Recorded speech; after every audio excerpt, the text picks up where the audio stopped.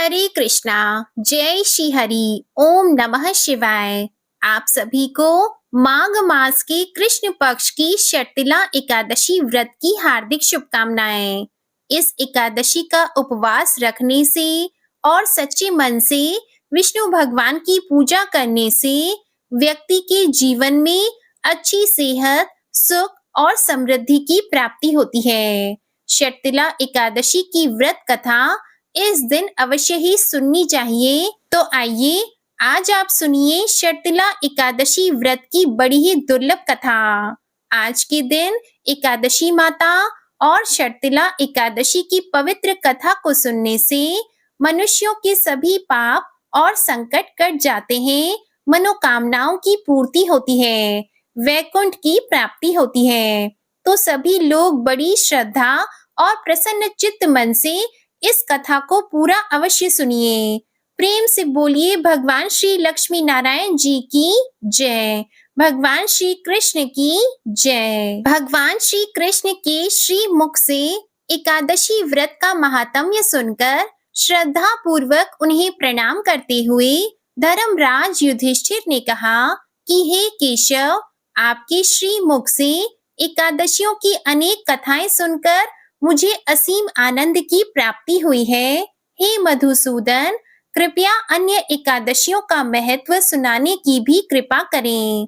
तब भगवान श्री कृष्ण मुस्कुराते हुए धर्मराज से कहने लगे, हे धर्मराज, अब मैं माघ मास के कृष्ण पक्ष की शर्तिला एकादशी की व्रत कथा कहता हूँ, तुम इसे ध्यान पूर्वक सुनो। एक समय दालभ्य ऋषि ने पुलस्त्य ऋषि से पूछा, हे महाराज, पृथ्वी लोक में मनुष्य ब्रह्म हत्या आदि महान पाप करते हैं, पराये धन की चोरी तथा दूसरे की उन्नति देखकर ईर्ष्या करते हैं, साथ ही अनेक प्रकार के व्यसनों में फंसे रहते हैं, फिर भी उनको नरक प्राप्त नहीं होता। इसका क्या कारण है? वे न जाने कौन सा दान पुण्य करते हैं जिससे उनके पाप नष्ट हो जाते हैं। यह सब आप कृपा पूर्वक कहिए। तब पुलस्त्य मुनि कहने लगे कि हे महाभाग, अत्यंत गंभीर प्रश्न पूछा है, इससे संसार के जीवों का अत्यंत भला होगा। इस भेद को ब्रह्मा, विष्णु, रुद्र तथा इंद्र आदि भी नहीं जानते, परंतु मैं आपको यह गुप्त तत्व अवश्य बताऊंगा। उन्होंने कहा कि माघ मास लगते ही मनुष्य को स्नान आदि करके शुद्ध रहना चाहिए। इंद्रियों को वश में कर काम, क्रोध, लोभ, मोह, अहंकार, ईर्ष्या तथा द्वेष आदि का त्याग करके भगवान का स्मरण करना चाहिए। पुष्य नक्षत्र में गोबर, कपास, तिल मिलाकर उनके कंडे बनाना चाहिए। उन कंडों से 108 बार हवन करना चाहिए। उस दिन मूल नक्षत्र हो और एकादशी तिथि हो तो अच्छे पुण्य देने वाले नियमों को ग्रहण करें। स्नान आदि नित्य क्रिया से निवृत्त होकर सब देवताओं के देव श्री भगवान का पूजन करें और एकादशी व्रत को धारण करें। रात्रि को जागरण भी करना चाहिए। उसके दूसरे दिन धूप, दीप, नैवेद्य आदि से भगवान का पूजन करके खिचड़ी का भोग लगाएं। इसके बाद पेठा, नारियल, सीताफल या सुपारी का अर्घ देकर स्तुति करनी चाहिए कि हे भगवान, आप दीनों को शरण देने वाले हैं, इस संसार सागर में फंसे हुओं का उद्धार करने वाले हैं। हे पुंडरीकाक्ष, हे विश्व भावन, हे सुब्रहाण्य, हे जगतपते, आप लक्ष्मी जी सहित इस तुच्छ अर्घ को ग्रहण करें। इसके बाद जल से भरा हुआ घड़ा ब्राह्मण को दान करें तथा ब्राह्मण को श्यामा गौ और तिल का पात्र देना भी उत्तम है। तिल का स्नान और भोजन दोनों ही श्रेष्ठ हैं। इस प्रकार जो मनुष्य जितने तिलों का दान करता है उतने ही 1000 वर्ष स्वर्ग में वास करता है। तिल का स्नान, तिल का उबटन, तिल का हवन, तिल का तर्पण, तिल का भोजन और तिलों का दान, ये तिल के 6 प्रकार हैं। इनके प्रयोग के कारण यह षटतिला एकादशी कहलाती है। इस व्रत के करने से अनेक प्रकार के पाप नष्ट हो जाते हैं। इतना कहकर पुलस्त्य ऋषि कहने लगे कि अब मैं तुमसे इस एकादशी की कथा कहता हूँ। एक समय नारद जी ने भगवान श्री विष्णु से यही प्रश्न किया था और भगवान ने जो षटतिला एकादशी का महात्म्य नारद जी से कहा था सो मैं तुमसे कहता हूँ। भगवान ने नारद जी से कहा कि हे नारद, मैं तुमसे सत्य घटना कहता हूँ, ध्यान पूर्वक सुनो। प्राचीन काल में मृत्यु लोक में एक ब्राह्मणी रहती थी। वह सदैव व्रत किया करती थी। एक समय वह 1 मास तक व्रत करती रही। इससे उसका शरीर अत्यंत दुर्बल हो गया। यद्यपि वह अत्यंत बुद्धिमान थी, तथापि उसने कभी देवताओं या ब्राह्मणों के निमित्त अन्न या धन का दान नहीं किया था। इससे मैंने सोचा कि ब्राह्मण ने व्रत आदि से अपना शरीर शुद्ध कर लिया है। अब इसे विष्णु लोक तो मिल ही जाएगा, परंतु इसने कभी अन्न का दान नहीं किया। इससे इसकी तृप्ति होना कठिन है। भगवान ने आगे कहा, ऐसा सोचकर मैं भिखारी के वेश में मृत्यु लोक में उस ब्राह्मणी के पास गया और उससे भिक्षा मांगी। तो वह ब्राह्मणी बोली, महाराज किस लिए आए हो? तो मैंने कहा, मुझे भिक्षा चाहिए। इस पर उसने एक मिट्टी का ढेला मेरे भिक्षा पात्र में डाल दिया। मैं उसे लेकर स्वर्ग में लौट आया। कुछ समय के बाद ब्राह्मणी भी शरीर त्याग कर स्वर्ग में आ गई। उस ब्राह्मणी को मिट्टी का दान करने से स्वर्ग में सुंदर महल मिला, परंतु उसने अपने घर को अन्न आदि सब सामग्रियों से शून्य पाया। वह घबराकर मेरे पास आई और कहने लगी कि भगवान, मैंने अनेक व्रत आदि से आपकी पूजा की, व्रत किया, परंतु फिर भी मेरा घर अन्न आदि सभी वस्तुओं से शून्य है। इसका क्या कारण है? तो इस पर मैंने कहा, पहले तुम अपने घर जाओ, देव स्त्रियां वहां आएंगी तुम्हें देखने के लिए। पहले उनसे षटतिला एकादशी का पुण्य और विधि सुन लो, उसके बाद द्वार खोलना।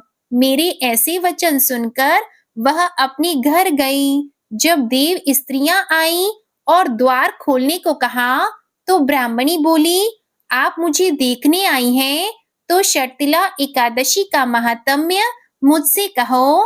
तब उनमें से एक देव स्त्री कहने लगी कि मैं कहती हूँ। इसके बाद ब्राह्मणी ने षटतिला एकादशी का महात्म्य सुना। तब उसने द्वार खोल दिया। देवांगनाओं ने उसको देखा कि ना तो वह गांधारवी है और ना आसुरी, वरन पहले जैसी मानुषी है। उस ब्राह्मणी ने उनके कथन अनुसार षटतिला एकादशी का व्रत किया। इसके प्रभाव से वह सुंदर और रूपवती हो गई और उसका घर अन्न आदि समस्त सामग्रियों से भरपूर हो गया। अतः मनुष्यों को मूर्खता त्याग कर षटतिला एकादशी का व्रत और लोभ ना करके तिल आदि का दान करना चाहिए। इससे दुर्भाग्य, दरिद्रता तथा अनेक प्रकार के कष्ट दूर होकर मोक्ष की प्राप्ति हो जाती है। इससे यह भी सिद्ध होता है कि मनुष्य अपने जीवन में जो और जिस वस्तु का दान करता है, शरीर त्यागने के बाद उसे फल भी वैसा ही प्राप्त होता है। इसलिए धार्मिक कार्यों के साथ साथ हमें दान पुण्य जैसे कर्म अवश्य ही करने चाहिए। प्रेम से बोलिए भगवान श्री लक्ष्मी नारायण जी की जय। एकादशी माता की जय। अब सुनिए एकादशी माता की कथा। एक बार एक राज्य में एक राजा रहा करता था। राजा बहुत ही बुद्धिमान और बलशाली था। राजा सदा ही अपनी प्रजा का बहुत अच्छे से ध्यान रखता था। प्रजा भी राजा को बहुत पसंद करती थी। राजा की 2 बेटियां थी। राजा अपनी दोनों बेटियों से बहुत प्रेम करता था। राजा की छोटी बेटी देखने में बहुत सुंदर और आकर्षित थी और राजा की बड़ी बेटी छोटी बेटी के मुकाबले थोड़ी कम सुंदर थी।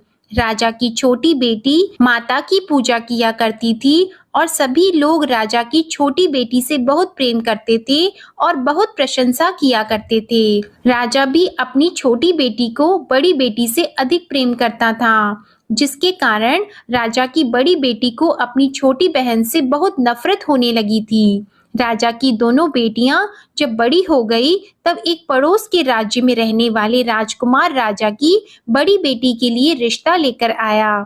लेकिन जैसे ही उस राजकुमार की नजरें राजा की छोटी बेटी पर पड़ी तो वह राजकुमार राजा की छोटी बेटी पर आकर्षित हो गया और छोटी बेटी से पहली नजर में प्रेम करने लगा।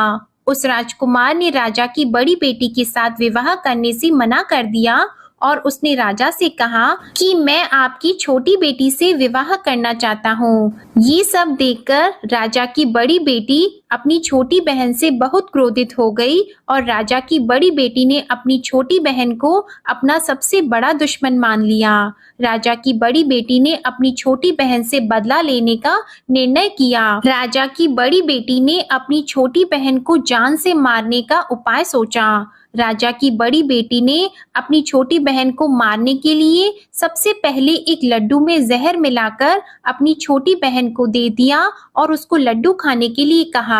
लेकिन लड्डू खाने के बाद भी छोटी बहन को कुछ भी नहीं हुआ। बड़ी बहन ये देखकर बहुत आश्चर्यचकित हो गई, लेकिन बड़ी बहन ने हार नहीं मानी। जब उसकी छोटी बहन रात में कमरे में सो रही थी तब उसने एक मटके में सांप रखकर उसके कमरे में छोड़ दिया, लेकिन सांप भी छोटी बहन का कुछ नहीं कर पाया। जिसके बाद बड़ी बहन ने अपनी छोटी बहन से कहा कि चलो हम लोग कुएं में से पानी भर कर लाते हैं, जिसके लिए वह अपनी छोटी बहन को पानी भरने के बहाने कुएं के पास ले गई और उसने अपनी छोटी बहन को कुएं में धक्का दे दिया।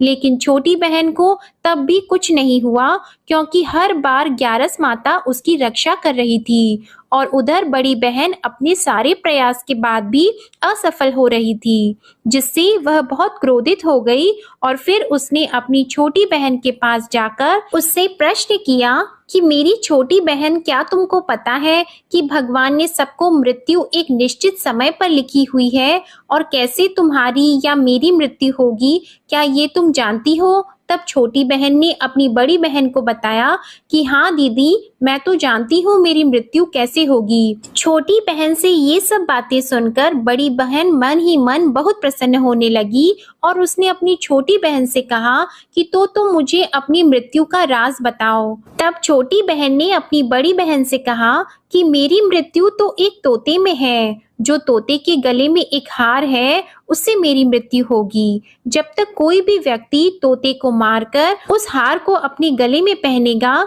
तो मैं मूर्छित हो जाऊंगी और जैसे ही उस हार को अपने गले से उतारेगा तो मैं वापस से जीवित हो जाऊंगी। अपनी छोटी बहन की मृत्यु का राज जानकर बड़ी बहन बहुत खुश हुई और उसने अपनी छोटी बहन को मारने के लिए उसके पालतू तोते को ढूंढना शुरू कर दिया और छोटी बहन को इस बात का आभास हो गया था कि कोई उसकी जान लेना चाहता है, जिसके लिए वह अपने पिताजी के पास गई और उसने अपने पिताजी से कहा कि पिताजी, मेरी मृत्यु के बाद आप मुझे मत जलाइएगा, बल्कि आप मुझे अपनी पुरानी वाली हवेली में एक पलंग में लिटाकर छोड़ दीजिएगा।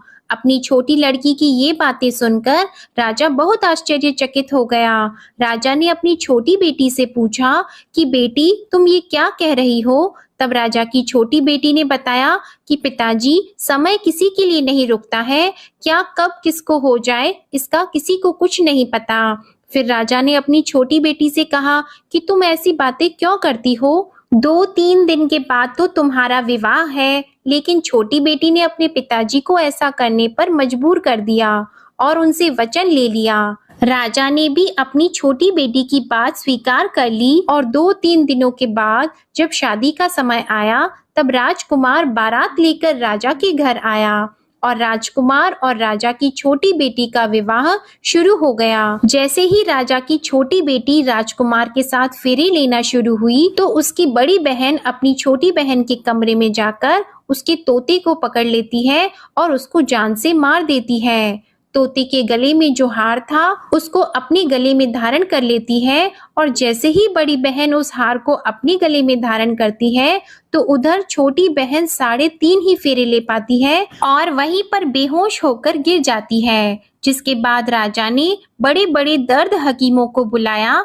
और अपनी छोटी बेटी का इलाज करने के लिए कहा। राजा की बात सुनकर जब वैद्य ने छोटी बेटी को देखा तो राजा को बताया कि आपकी छोटी बेटी ना तो जीवित है और ना मरी हुई है। ऐसा मैं पहली बार देख रहा हूँ। राजा ने वैद्य और हकीम को ये बात बाहर बताने से मना कर दिया और उनको कहा कि अगर तुमने ये बात किसी को बाहर बताई तो हम तुमको फांसी दे देंगे। राजा ने अपनी छोटी बेटी को पुराने महल में जाकर एक पलंग में लेटा दिया और वहां पर कुछ सैनिकों को तैनात कर दिया। इसके बाद राजा वापस अपने महल पर आ गया। राजा की बड़ी बेटी अपने पिताजी के पास आई और कहने लगी कि पिताजी, अगर ये शादी संपन्न नहीं हुई तो आपकी इज्जत का क्या होगा? आप कहें तो मैं आपकी इज्जत बचाने के लिए राजकुमार से शादी करने के लिए तैयार हूँ। जिसके बाद राजा ने अपनी बड़ी बेटी की बात मान ली और राजा ने बड़ी बेटी को छोटी बेटी के कपड़े पहनाकर मंडप में भेज दिया। लेकिन राजकुमार ये जान गया कि ये राजा की छोटी बेटी नहीं है बल्कि ये राजा की बड़ी बेटी है। लेकिन जब राजकुमार ने शादी करने से मना किया तो सभी लोगों ने राजकुमार को बेबस करके राजा की बड़ी बेटी से बचे हुए फेरों को संपन्न करा दिया और विवाह संपन्न हुआ। जिसके बाद राजकुमार राजा की बड़ी बेटी को अपने महल में ले गया। विवाह होने के बाद राजकुमार उससे ना तो बात करता था, ना उसे पसंद करता था और ना ही उसके आसपास भटकता था। और राजकुमार ने ये फैसला लिया था कि वह अपनी प्रेमिका को ढूंढ कर रहेगा और ये जानकर रहेगा कि उसके साथ क्या हुआ है। एक दिन राजकुमार अपने घोड़े पर सवार होकर राजा के पुराने महल के पास पहुंचा, जहां पर उसने कुछ सैनिकों को देखा। महल के पास पहुंचकर राजकुमार ने जब महल को ध्यान से देखा तो वह समझ गया कि ये तो हमारे ससुर जी का महल है। तब राजकुमार ने सैनिकों से पूछा कि तुम लोग यहाँ क्या कर रहे हो और इस महल के अंदर उस पलंग में कौन लेटा है? जिसके बाद सैनिकों ने बताया कि यहाँ पर राजा की छोटी बेटी लेटी है। ये सुनकर राजकुमार बहुत प्रसन्न हो गया और वह तुरंत अपनी प्रेमिका के पास पहुंच गया और उसकी सेवा करने लगा। जैसे ही रात हुई तो राजा की छोटी बेटी उठकर खड़ी हो गई। राजकुमार ये देखकर बहुत खुश हो गया और उसने अपनी प्रेमिका से पूछा कि तुम यहाँ क्या कर रही हो? तुम मेरे साथ मेरे घर चलो। राजा की छोटी बेटी ने राजकुमार को सारी बातें बता दी कि मेरी जान एक तोते में बसती थी और मैंने ये बात सिर्फ अपनी बड़ी बहन को बताई थी और मुझे पता है कि उसने ही मुझे मारने का प्रयास किया है।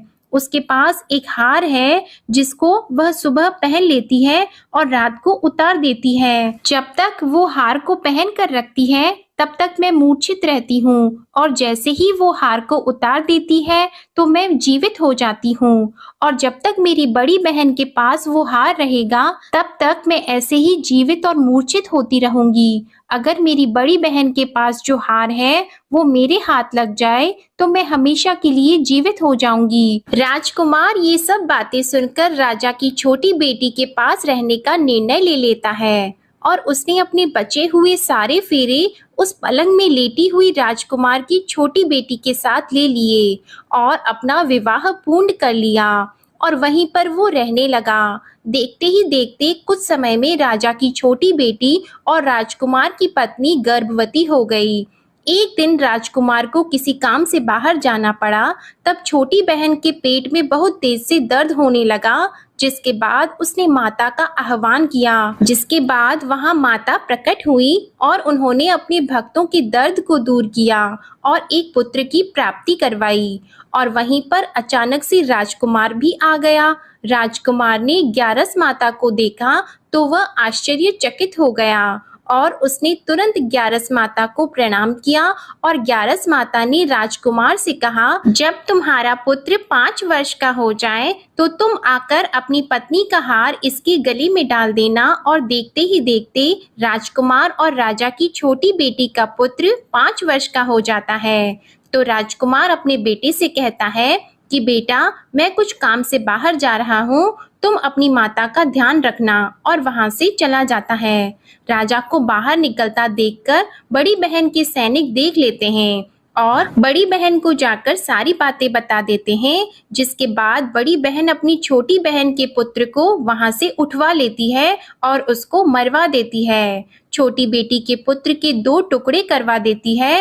पहला टुकड़ा चक्के के पास छुपा देती है और दूसरा टुकड़ा अपने पलंग के नीचे रख लेती है। अब ग्यारस माता भिखारी का रूप लेकर आती है और एक भिखारी का रूप रखकर बड़ी बहन के पास चली जाती है, जिसके बाद वहां पर भिक्षा मांगने लगती है। तो बड़ी बहन अपने नौकरों से कहती है कि जाकर भिक्षा दे दो, लेकिन जैसे ही नौकर ग्यारस माता को भिक्षा देने के लिए आते हैं तो माता उन्हें मना कर देती हैं और कहती है कि मैं तुम्हारी महारानी से ही भिक्षा लूंगी। जिसके बाद बड़ी बहन स्वयं ही भिक्षा देने के लिए माता के पास आती है। तब माता एक बिल्ली का रूप लेकर उसके कमरे में चली जाती है और वहां पर छोटी बेटी के पुत्र के 2 टुकड़े को आपस में जोड़ देती है और उसे जीवित कर देती है। फिर उसे वहां से ले जाती है। राजकुमार अपने बेटे को लेकर अपनी पत्नी के पास जाता है और उसे कहता है कि तुम इसका ध्यान रखना। अगर तुम इस बच्चे का अच्छे से ध्यान रखोगी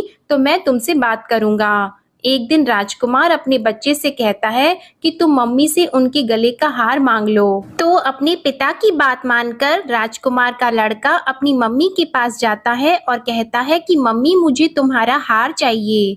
यह सुनकर पहले तो बड़ी बहन बहुत क्रोधित होती है, पर उसको यह याद आता है कि राजकुमार ने कहा था कि अगर मैं इस बच्चे का ध्यान अच्छे से रखूंगी तो वह मुझसे बात करेंगे, जिसके कारण वह हार उस बच्चे को दे देती है और वह तुरंत हार को ले जाकर अपने पिताजी को दे देता है। और तभी राजकुमार अपने बेटे को लेकर वहां से जाने लगता है और अपनी पत्नी से कहता है कि तुम हमारे लिए खाना बनाकर रखना, मैं शाम को आकर तुम्हारे साथ खाना खाऊंगा। और वह अपने बेटे को लेकर वहां से चला जाता है।